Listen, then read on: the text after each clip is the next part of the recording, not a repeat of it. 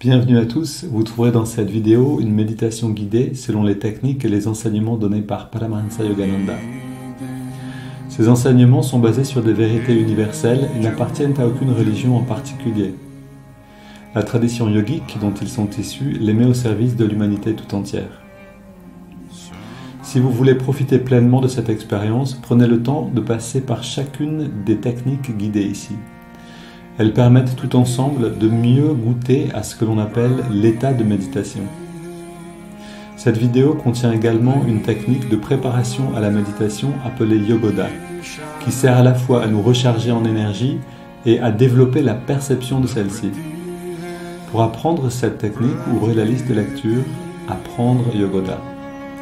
Selon la tradition transmise par Yogananda, un chant précède immédiatement la méditation afin d'orienter nos pensées et nos sentiments vers une fréquence propice. Pour sauter cette introduction la prochaine fois ou pour aller directement au début de la méditation guidée, voyez les repères indiqués dans la description de la vidéo ou dans la barre de lecture. Si vous appréciez le contenu de cette vidéo, vous pouvez nous aider en vous abonnant et en ajoutant un pouce. Ananda Francophone vous souhaite une belle méditation.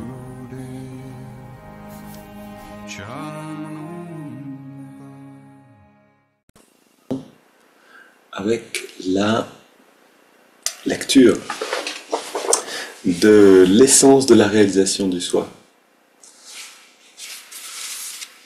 Donc c'est Yogananda qui parle ici. Comment aimer Dieu? C'est dans le chapitre Comment prier efficacement. Comment aimer Dieu? Aimez-le comme la pauvreté ou comme le pauvre aime l'argent. Comme l'homme qui se noie cherche à respirer, comme le voyageur dans le désert recherche de l'eau. Aimez-le d'un premier amour d'amant véritable. Quand vous aurez appris à l'aimer de tout votre cœur, vous le posséderez. Vous serez un yogi, un être uni à Dieu.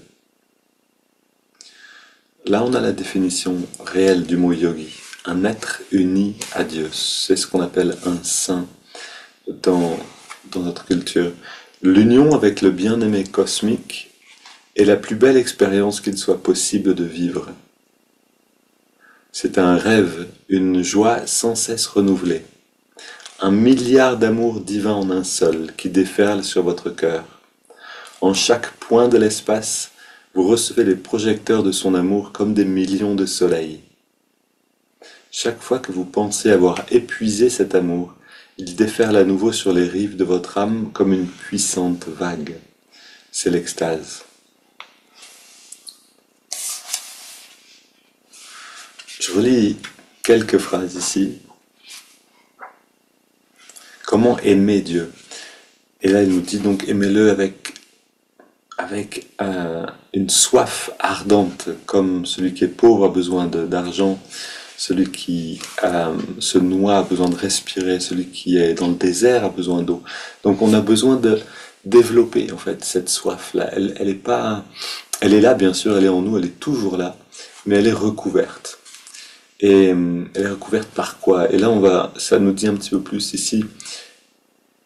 C'est un rêve, donc faire l'expérience. Alors l'union avec le bien-aimé cosmique est la plus belle expérience qu'il soit possible de vivre. Et pourtant, on cherche souvent d'autres expériences. Amma disait, elle disait, si Dieu venait trop facilement à vous, on serait en train de regarder un film, Dieu viendrait et nous dire, je suis là. Et on dirait, attends, je regarde mon film, je termine et puis on se voit tout à l'heure. C'est-à-dire qu'on est pris par quelque chose. On est pris par toutes les interactions avec le monde, ce qui fait que cette union avec le bien-aimé cosmique, en réalité on est déjà unis à lui, on a besoin de se rappeler de cette union. Et cette merveilleuse expérience, en fait la plus belle qu'il soit possible de vivre, elle reste derrière tout ce qui est dans notre attention. Elle reste cachée. En chaque point de l'espace, vous recevez les projecteurs de son amour, comme des millions de soleils. Et cette phrase, elle me rappelle un passage d'un livre très intéressant, donc, qui s'appelle, si je ne me trompe pas, Retour de l'au-delà, cette ce premier grand témoignage d'une expérience de proche mort que je conseille à tout le monde vraiment de lire. C'est un livre fabuleux, vraiment fabuleux. Et donc ce jeune homme, donc c'était un jeune homme à l'époque, euh, est omnubilé par le fait de passer son examen d'entrée dans l'université de médecine, en fac de médecine en Amérique, et il est dans un camp militaire pour son service, en gros, et là, euh, pneumonie, etc., il meurt. Et qu'est-ce qui se passe? Donc il est mort, il quitte son corps, et la première chose qu'il fait, c'est qu'il se il court, en fait, il vole, il se met à voler, parce qu'il n'a plus son corps physique, donc il est libre, et il se met à avancer à toute vitesse vers la ville dans laquelle il doit passer son examen pour entrer en fac de médecine. Et c'est que quand il fait une pause, à un moment, il rencontre des gens, il leur demande un petit peu des choses, et il se rend compte que personne ne le voit.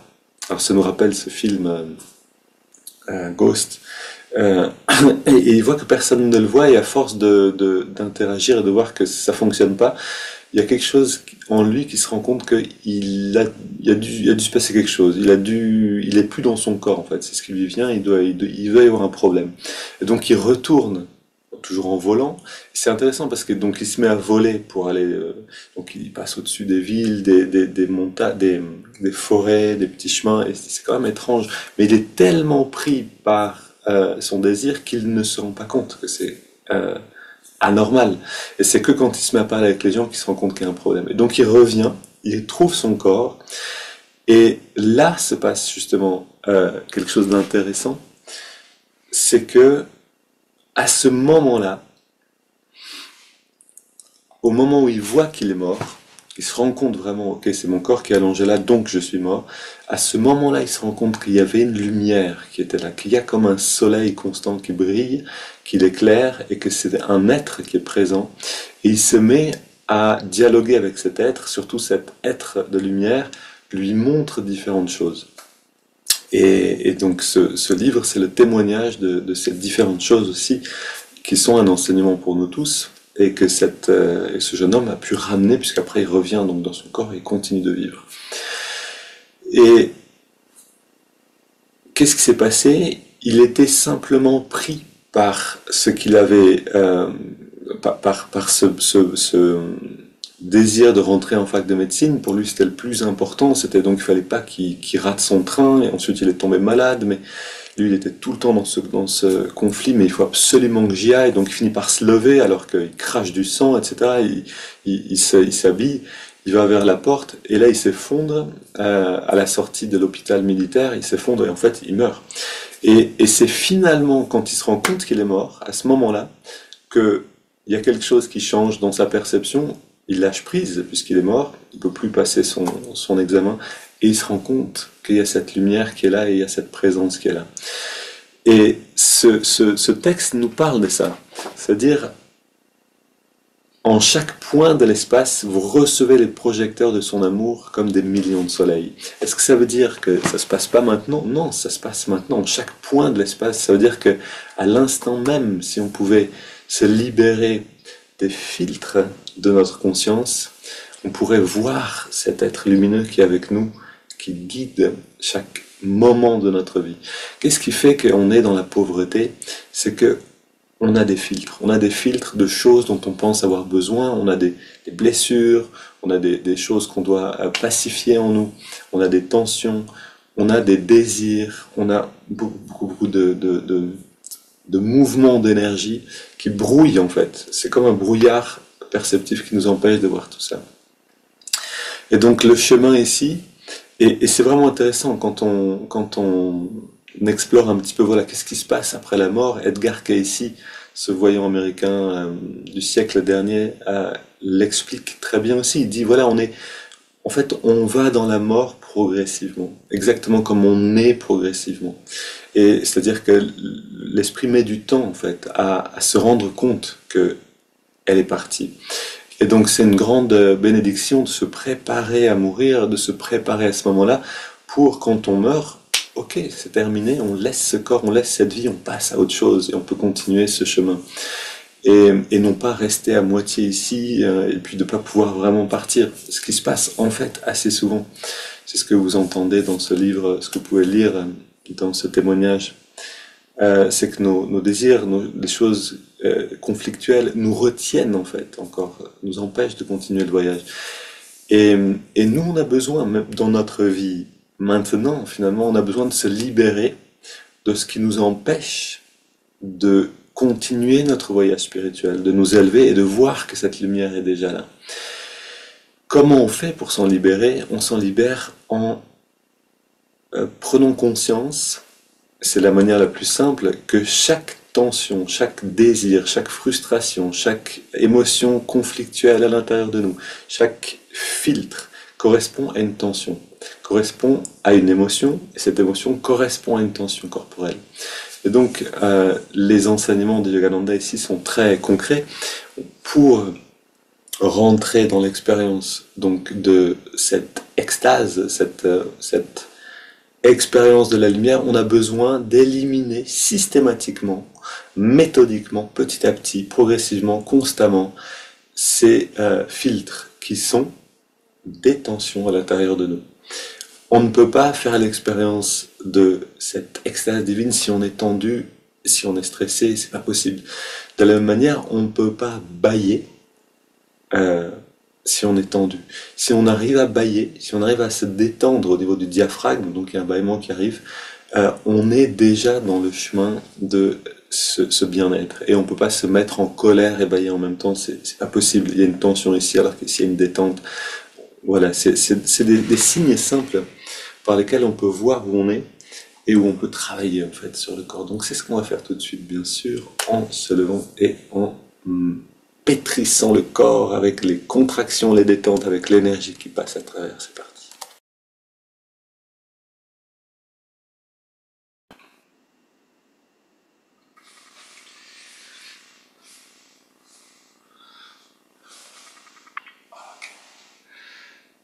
Ô Esprit infini, recharge notre corps avec ton énergie cosmique, notre mental avec ta concentration et ta détermination, notre esprit avec ta sagesse et notre âme avec ta joie toujours nouvelle.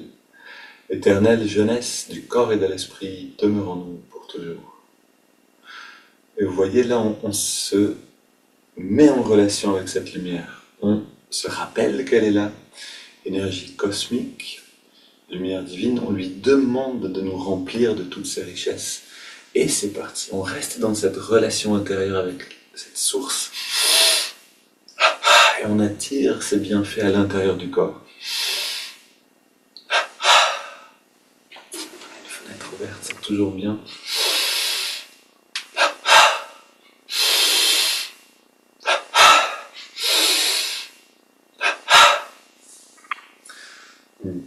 On recharge, donc on contracte les mollets dans le mouvement. Et voilà le paradoxe, donc c'est que pour sortir des tensions involontaires, on a besoin d'un effort volontaire, on a besoin d'apprendre à manier la volonté, à contracter les muscles, à les relâcher complètement. Et par cet effort volontaire, on peut se libérer des tensions involontaires. On contracte l'avant-bras, le mollet, cuisses, biceps, on alterne.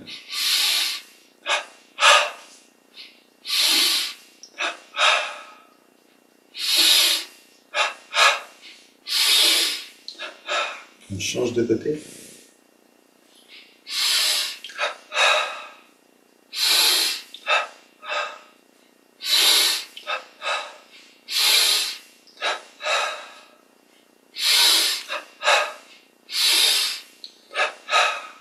Puis les deux côtés ensemble. On peut vraiment voir ce qu'on est en train de faire, comme le fait de se libérer des tensions inconscientes,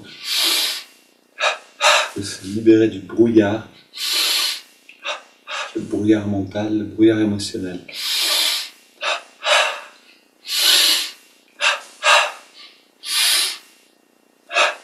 Maintenant, on reste très détendu. On inspire profondément et on garde l'air dedans. On retient le souffle. On détend un peu plus les muscles et on expire par la bouche.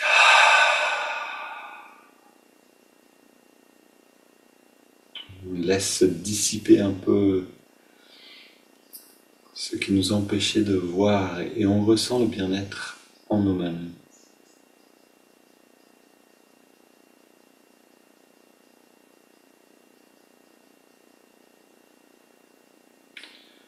Et quand on se sent bien comme ça, on n'a plus envie d'aller courir à l'extérieur pour chercher quelque chose, pour être bien.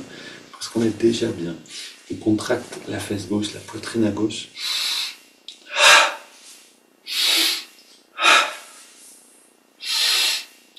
Voilà, on alterne droite, gauche.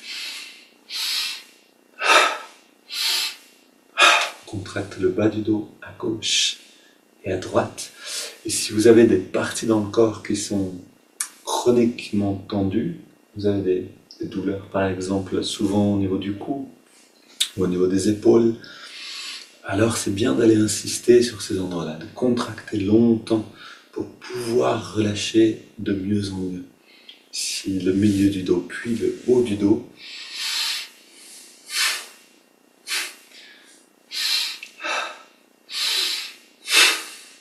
Les épaules.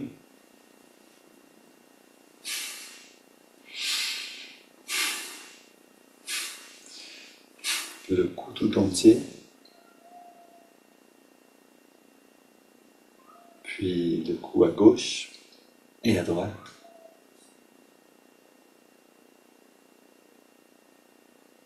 La nuque en redressant la tête.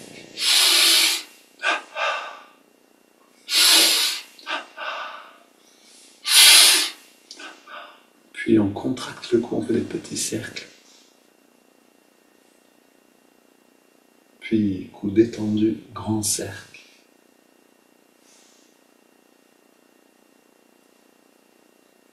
Le bas du dos, twist du bas du dos.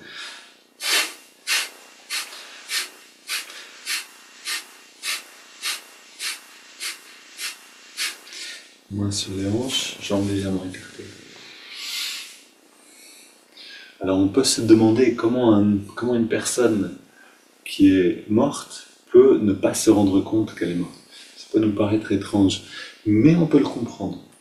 Quand nous-mêmes on rêve, c'est très rare qu'on se rende compte qu'on soit en train de rêver. C'est très rare que dans notre sommeil, on se dise « Ah, je suis en fait en train de rêver ». Et quand on meurt, on rentre dans le corps astral, ce même corps qu'on peut appeler le corps de rêve. Donc la conscience est différente. Les vertèbres.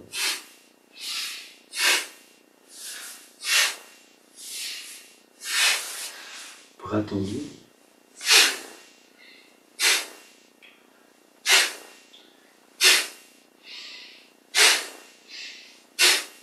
On tapote sur la tête.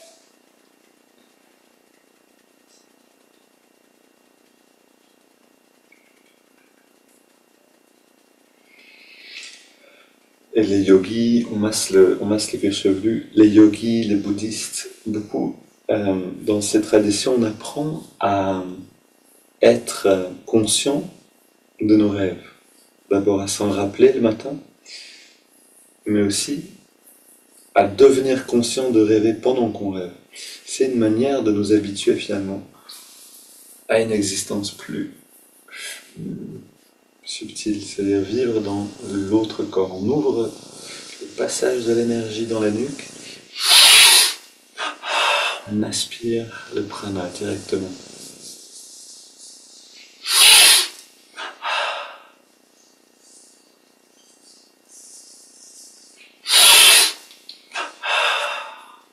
On contracte biceps gauche et droit.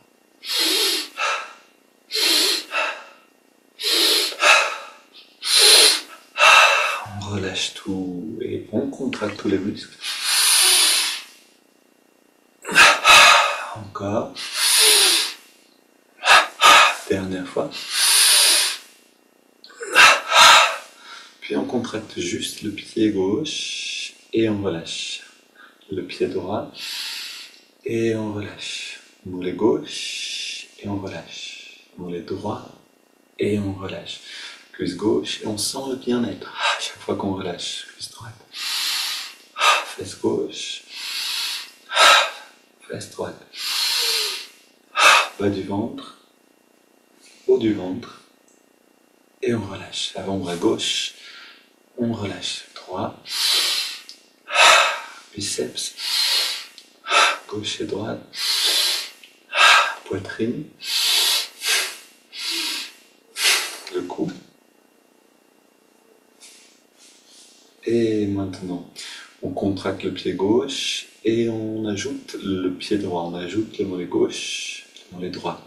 Cuisse gauche, cuisse droite. On garde une bonne intensité. On ajoute fesse gauche, fesse droite, bas du ventre, haut du ventre, avant-bras gauche et droit, biceps gauche, droite, poitrine tout entière. Une double inspire. On contracte tous les muscles au maximum.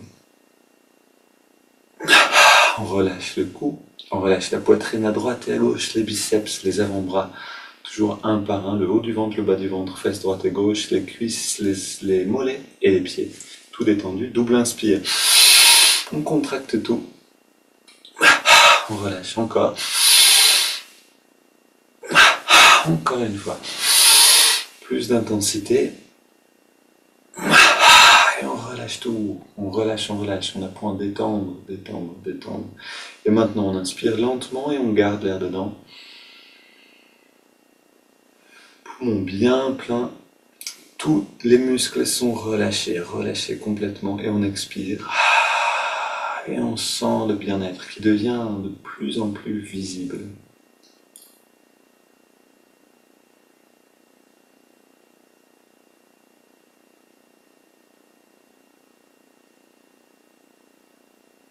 Et on le laisse se déployer.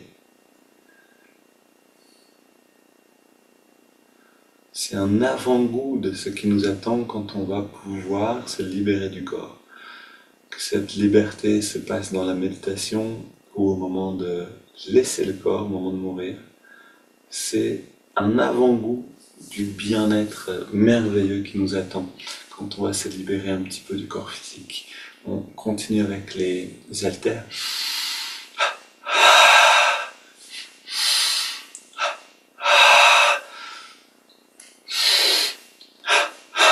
On inspire en tendant. On relâche à l'expire. Haltère latéral. Et dans l'incarnation, c'est-à-dire dans l'existence du corps physique, on a besoin de faire ces efforts. On contracte à fond les muscles pour pouvoir les relâcher et se libérer. On a besoin, autrement dit, de travailler, d'accomplir quelque chose pour pouvoir se réfugier dans l'accomplissement, dans la détente totale. On recharge les doigts.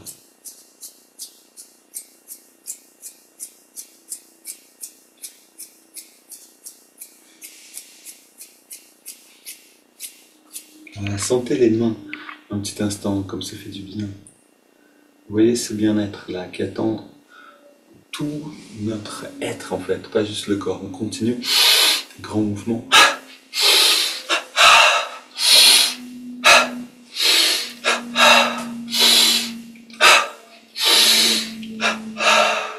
Soulève un poids dans la main gauche et à droite.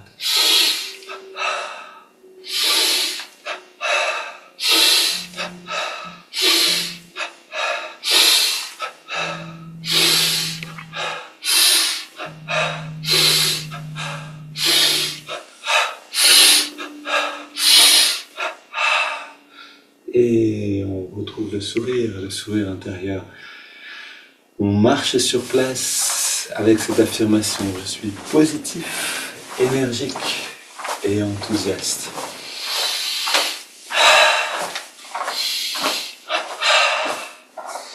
Faisons l'expérience de positif, énergique, enthousiaste. On court sur place.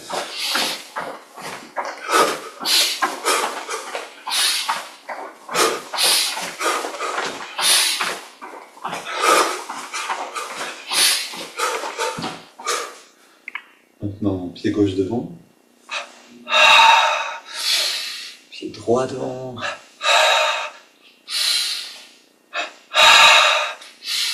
Et tous ceux qui sont là et qui pratiquent régulièrement ou qui ont la patience d'aller jusqu'au bout, vous connaissez le bien-être qui résulte de tout ça. La grande difficulté, c'est l'impatience. C'est-à-dire, c'est l'obstacle, le premier grand obstacle. C'est de vouloir les effets sans faire l'effort d'arriver jusque-là.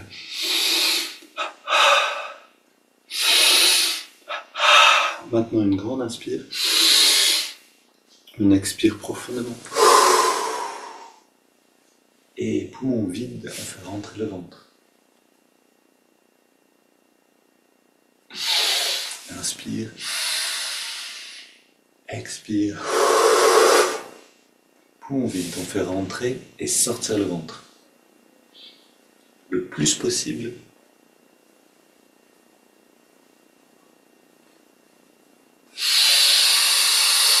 Inspire, expire. Voilà, soit on fait la même chose, soit on fait les ondulations latérales, ce qui est moins évident. Et on se redresse.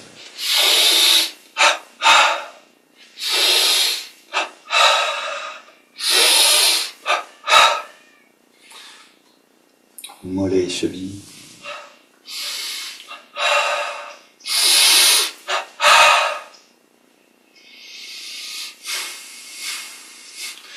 Et peut-être que vous pouvez sentir aussi que à la fin de Yogoda, de ce qu'on est en train de faire, on se sent comme nourri aussi. C'est un peu comme si on avait vraiment mangé quelque chose. Le même gain d'énergie. Quand on mange quelque chose de sain qui nous nourrit vraiment. On se sent un peu à satiété, comme on dit, repu, bien nourri. On pose les deux pieds, les bras vers l'avant, on reste très détendu. Inspire, on ramène les mains vers nous. En restant dans la détente, expire vers l'avant. On sent la conscience qui grandit dans toutes les directions à la fois.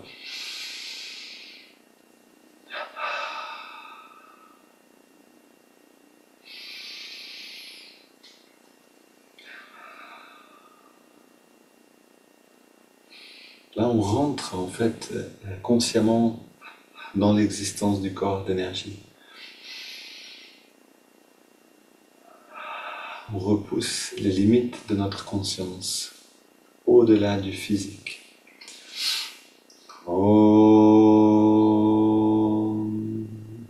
relâche les bras le long du corps, on garde les yeux fermés.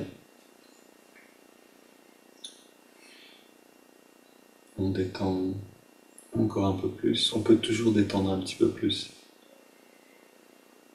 Et c'est ça qui nous permet de sentir.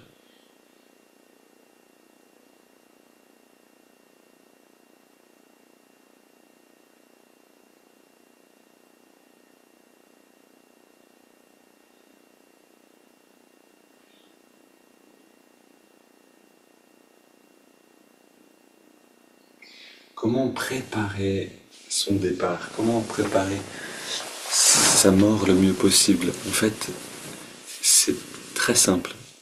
Cherchez Dieu maintenant. Et c'est ce que vous chercherez quand vous quitterez votre corps. Et vous ne serez plus à chercher ou à vous inquiéter des choses qui sont dans ce monde. C'est ce que nous répète souvent Amma. Elle nous dit, nous donne des exemples comme ça.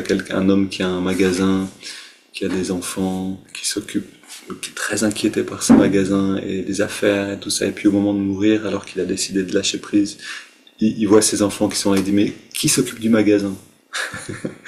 Et le voilà qui part pour rester dans cet attachement. Ça finalement c'est un peu c'est la pire des choses, c'est ce qu'on veut pas faire en fait.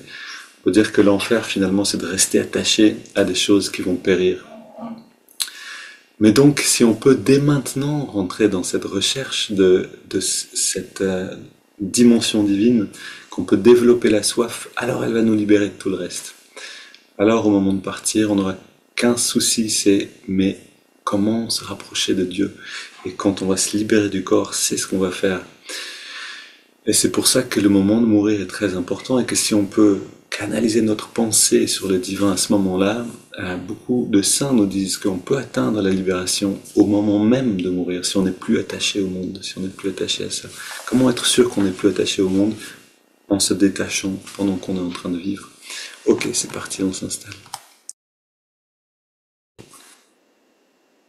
Redressé, détendu, bien installé en nous-mêmes.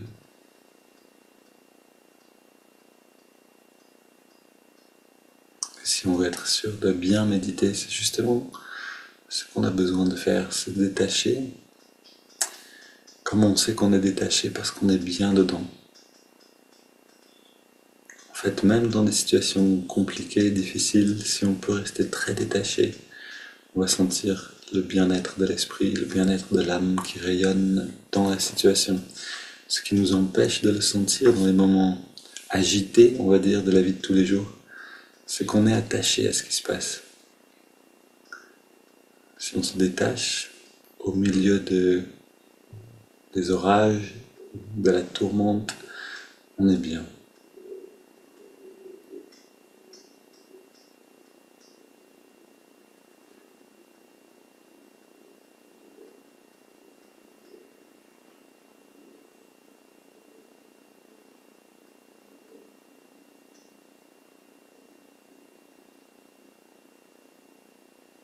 Si vous avez des pensées, des choses qui vous préoccupent, qui reviennent, jetez-les dans un feu intérieurement, vous pouvez vous en libérer de cette manière.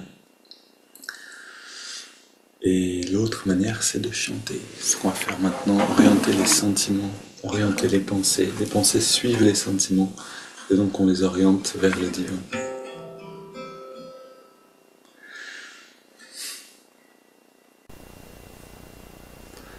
Narayana Narayana Om Satya Narayana Narayana Narayana Om Yogananda Narayana Om Satya Narayana Narayana Om Satya Narayana Narayana Om Jai Jai Gurudeva Narayana Narayana Om Satya Narayana Narayana Narayana Om Yogananda Narayana Om Satya Narayana Narayana Om Satya Narayana Narayana Om Jai Jai Gurudeva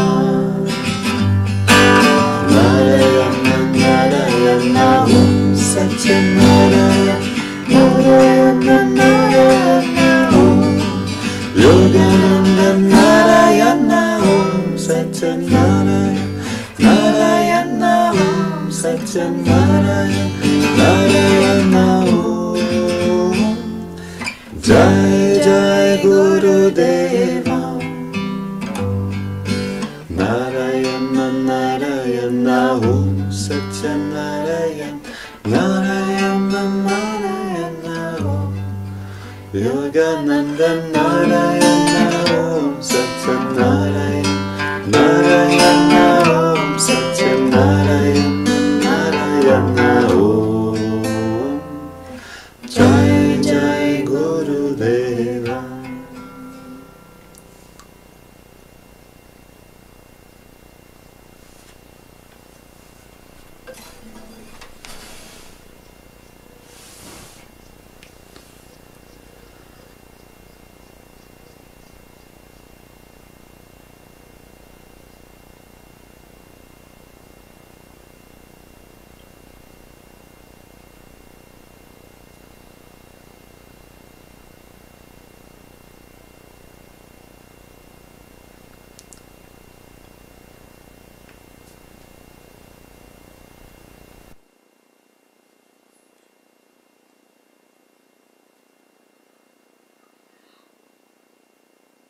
Et même si on ne sait pas ce que c'est la dévotion, si on chante, Si on écoute, on ressent après, alors on va faire l'expérience, on va savoir ce que c'est. Et la dévotion nous libère. Sans dévotion, le chemin spirituel devient sec, devient mécanique, ça ne peut pas nous amener très loin. Avec la dévotion, tout devient doux, délicieux, savoureux, moelleux, croustillant. On se régale à chaque instant. Et donc il n'y a plus cette sensation de devoir se forcer à aller méditer, à faire des techniques, etc.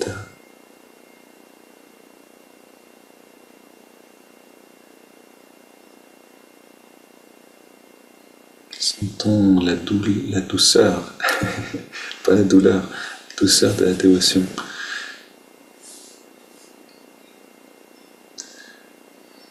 Et le pouvoir des chants de nous amener dans cette expérience.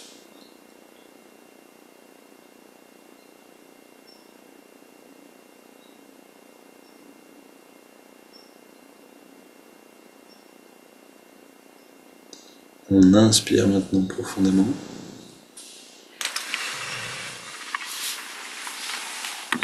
Sur la prochaine inspire, on entrelace les doigts au niveau de la poitrine.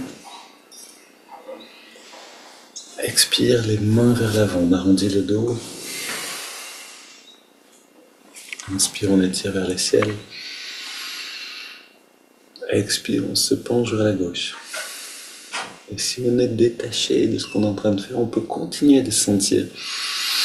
On inspire vers les ciels, expire vers la droite. On peut continuer de sentir cette douceur qui est constamment présente, cette lumière qui est en tout point de l'espace. Expire, on se tourne vers la gauche. On pose les mains en soutien.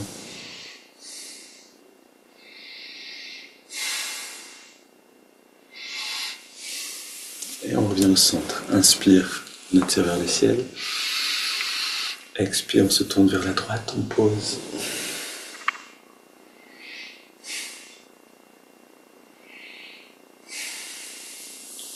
Puis on pose les mains derrière, on se penche un peu vers l'arrière, on resserre les épaules, les coudes, on ouvre la poitrine.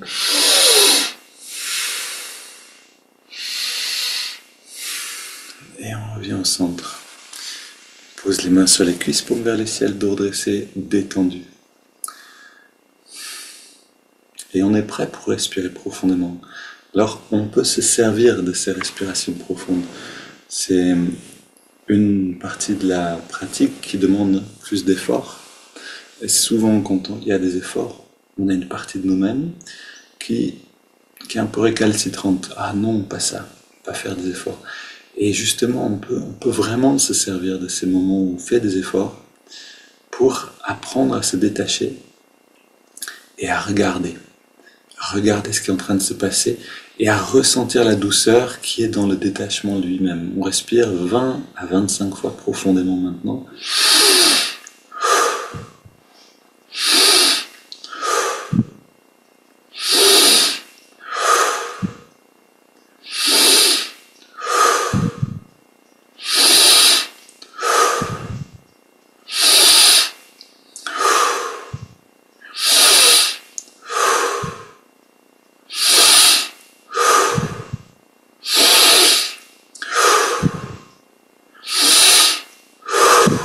On augmente l'amplitude des respirations.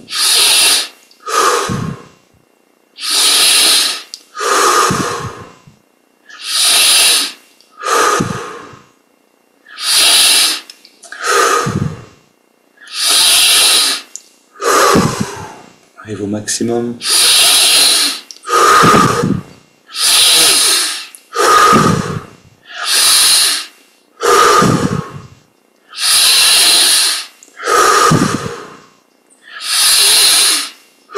Cinq dernières.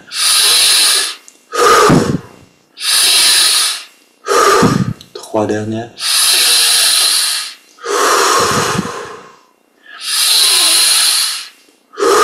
La dernière, la plus grande. Puis on inspire lentement et on garde l'air dedans.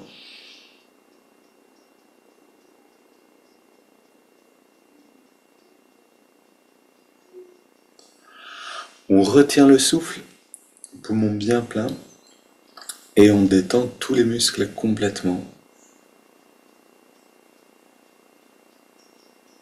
On détend encore un peu plus.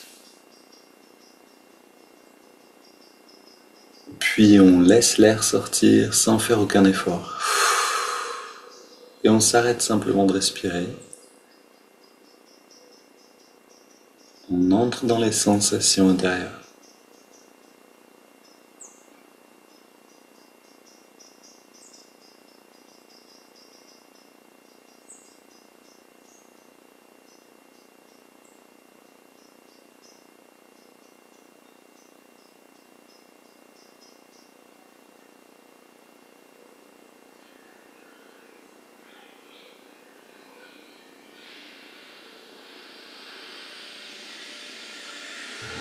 On inspire à nouveau. On garde l'air dedans. Poumon bien plein, on rentre le ventre, on contracte le périnée. On relâche et on expire.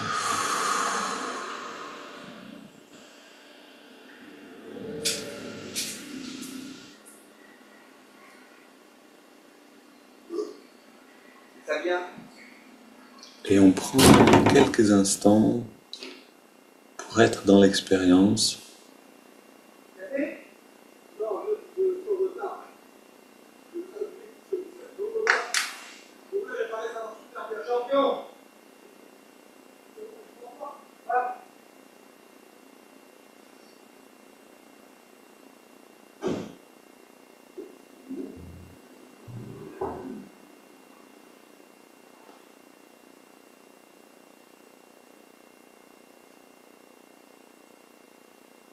Pour quelqu'un qui ne sait pas ce que c'est méditer, quelqu'un qui n'est pas familier avec tout ça, si quand il regarde une personne assise qui ne fait rien, il se dit, il n'y a rien qui se passe.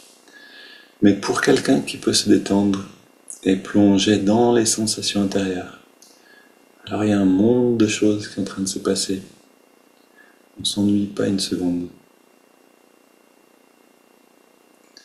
Apprenons à plonger à l'intérieur à volonté. On prend une double inspire. On contracte tous les muscles en serrant les poings. Double expire, on relâche tout. Et on recommence.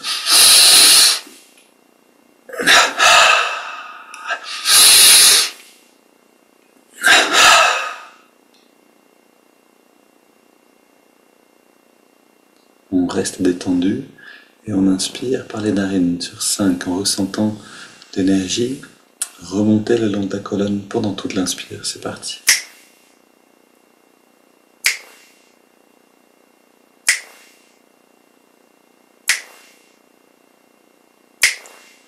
On garde l'air dedans. On concentre notre attention à la jonction des sourcils pour attirer l'énergie vers l'œil spirituel, puis on expire dans la détente. On fait justement l'expérience de la vision intérieure, de l'œil spirituel, juste ressentir. Inspire à nouveau.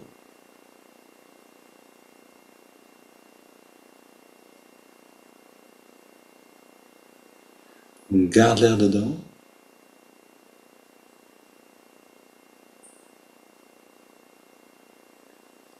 Expire.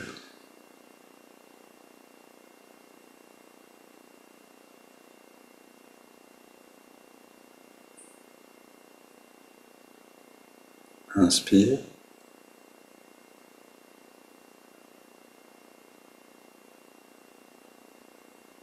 On garde.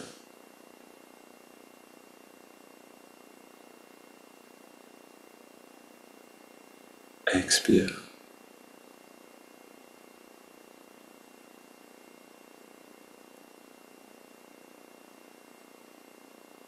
Un dernier cycle, inspire.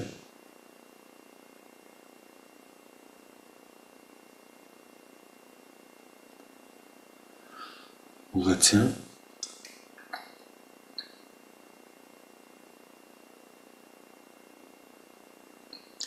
expire.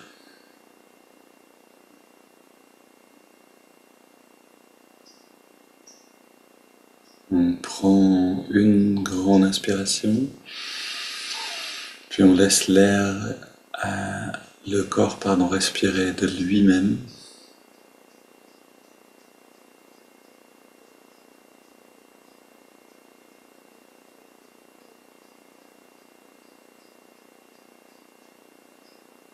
On apprécie l'endroit où on est maintenant.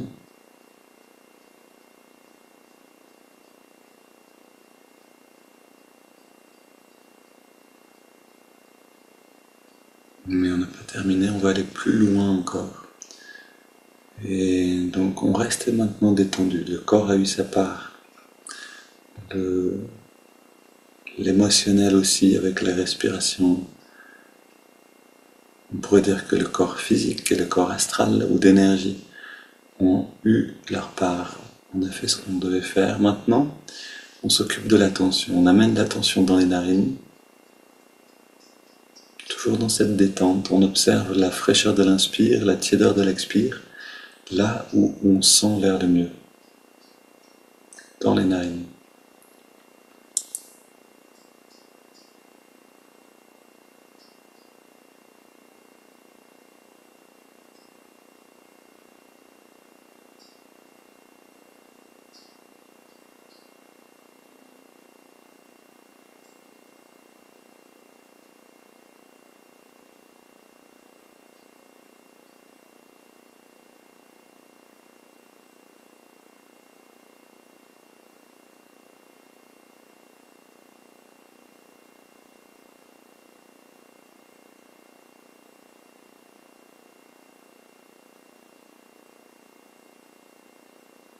Et on n'observe pas le souffle de loin seulement, ce serait dommage, mais non, on rentre à l'intérieur, comme dans une rivière qui nous nettoie, qui nous purifie.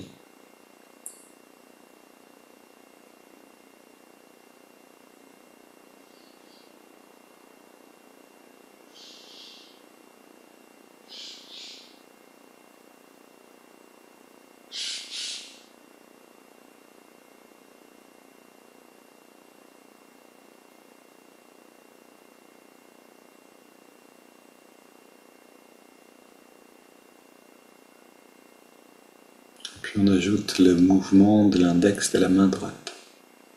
À chaque inspiration naturelle, l'index revient un petit peu vers la paume de la main. À chaque expiration naturelle, on relâche l'index à nouveau. Et en même temps, on relâche le corps tout entier. On abandonne toute tension.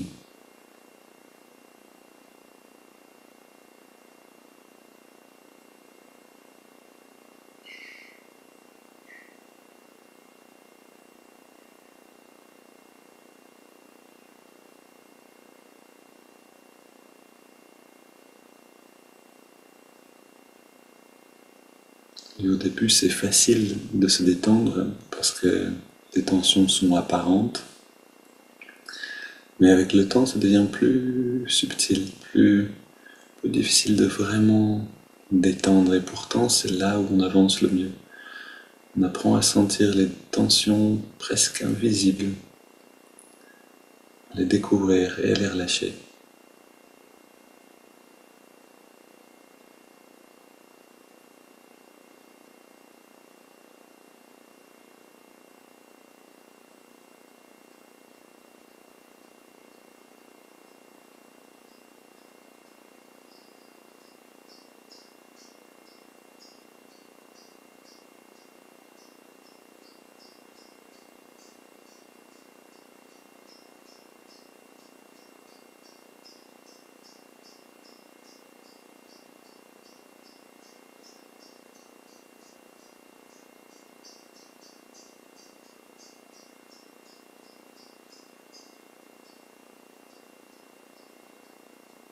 Et maintenant, on ajoute le mantra.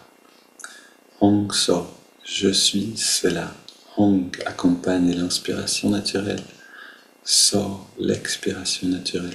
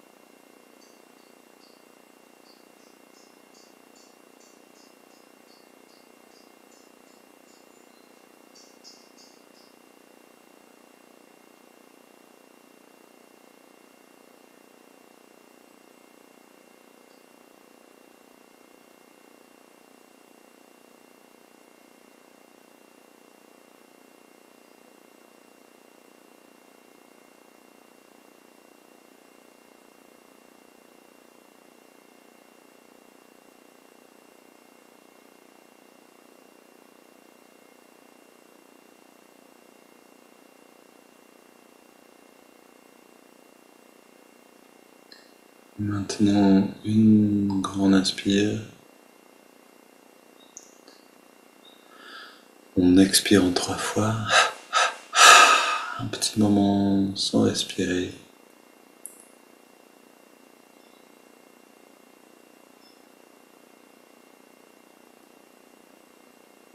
Puis on laisse le corps respirer naturellement. On sent une grande détente physique, émotionnelle, spirituelle.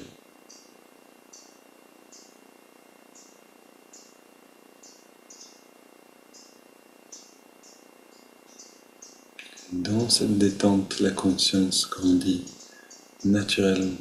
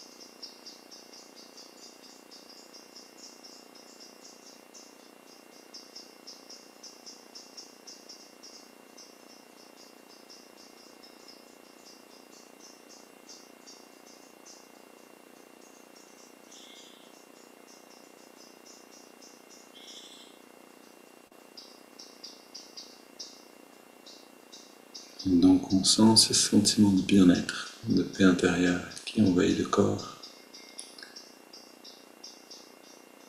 qui illumine toutes les cellules et qui rayonne au-delà. Maintenant qu'on a enlevé le brouillard des pensées, des attachements, on peut sentir qu'en tout point de l'espace, on retrouve cette lumière.